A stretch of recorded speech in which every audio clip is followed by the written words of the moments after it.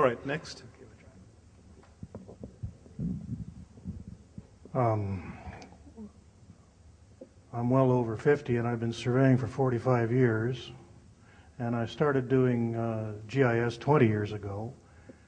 And I wasn't afraid of it then, and I'm not afraid of it now. And I don't think that anybody here, well, I'd be surprised if anybody here is really afraid of it. I think the issue is, as was said back yonder, that where's the business, where's the market, where's the work? I think that's really what this is about.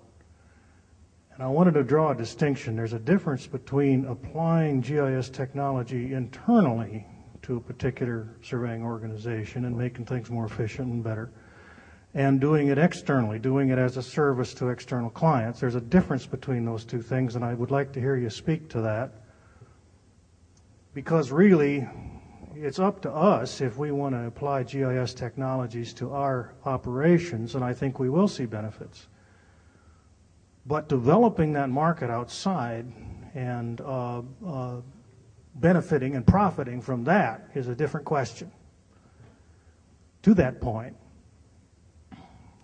frankly, I am very surprised when I hear anything less than just extraordinary enthusiasm for the geospatial industry. To my eyes, it is absolutely exploding.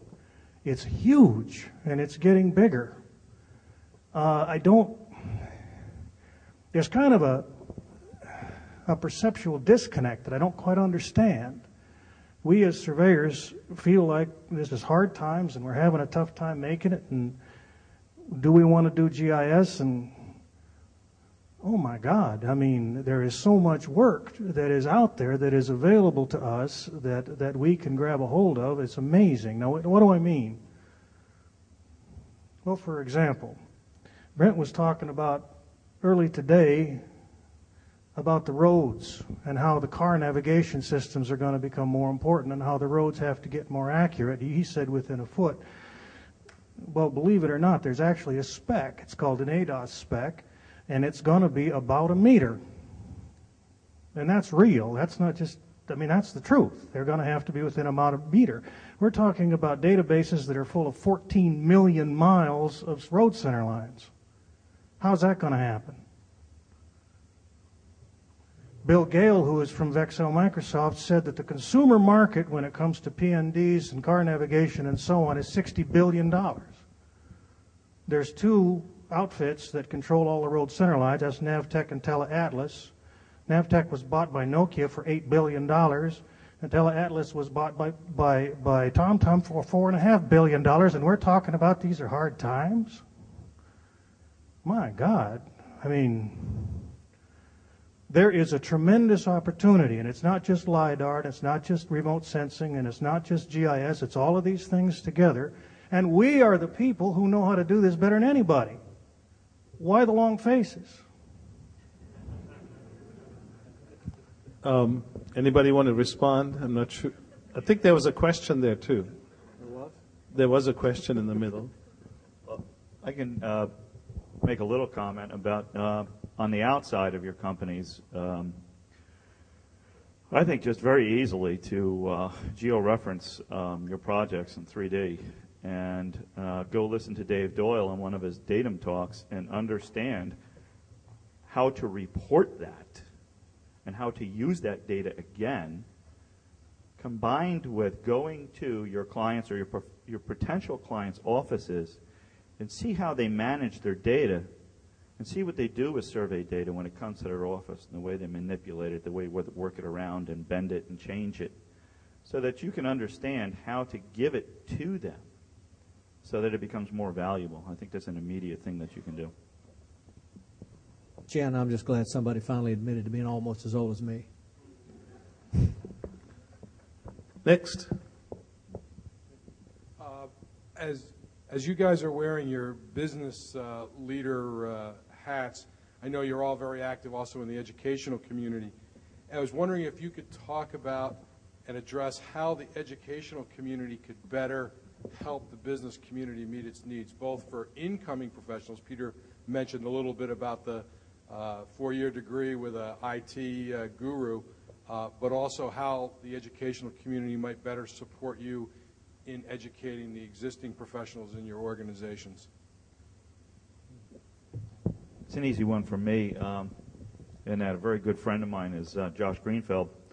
And what Josh had done a number of years ago through NJIT and the New Jersey Society of Professional Land Surveyors is they got a $250,000 grant through the Department of Labor in New Jersey, and then for new technologies for surveyors. And then Josh had developed GIS courses inside NJIT, and very inexpensively for surveyors, they were allowed to come into NJIT, and NJIT had some great quality programs to bring the surveyors forward, and that was some years ago.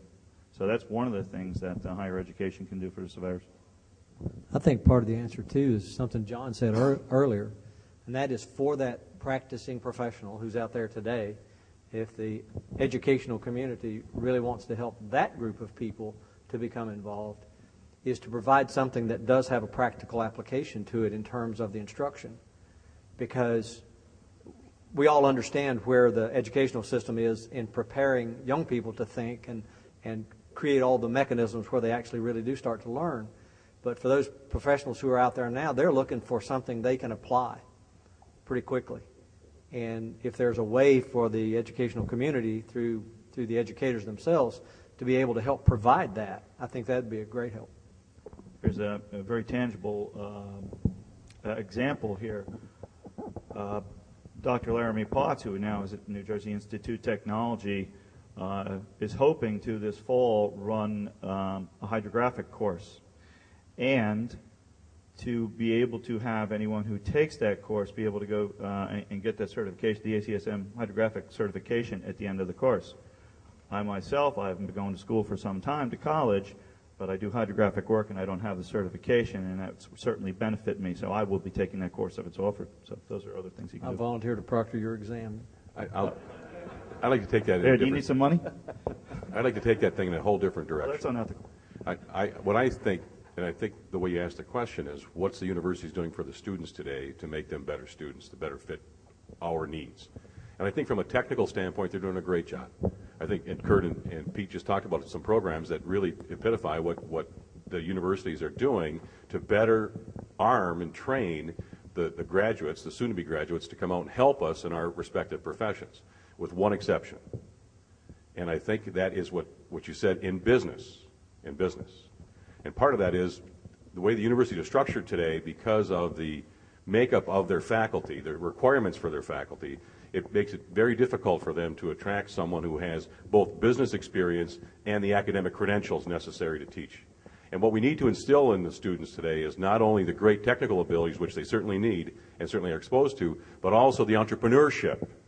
The entrepreneurship of being a business person, whether it's one person or 1,000 people, I don't care. You have to be an entrepreneur. You have to understand what it's going to take to run your business successfully, or to run your department successfully, to run your group successfully. And that's something that we struggle with on a couple of different advisory groups, and we struggle with it all the time. We understand what we're up against with the university, but if the university could do anything, and I suspect it's across the country, is do a better job with instilling some enthusiasm in the youth. The gentleman said, instill some enthusiasm to go find those opportunities, to go look for them, not be content with being handed something every day to do. And I think, now, the ones that are successful in that, I'll bet you have good faculty who have business experience.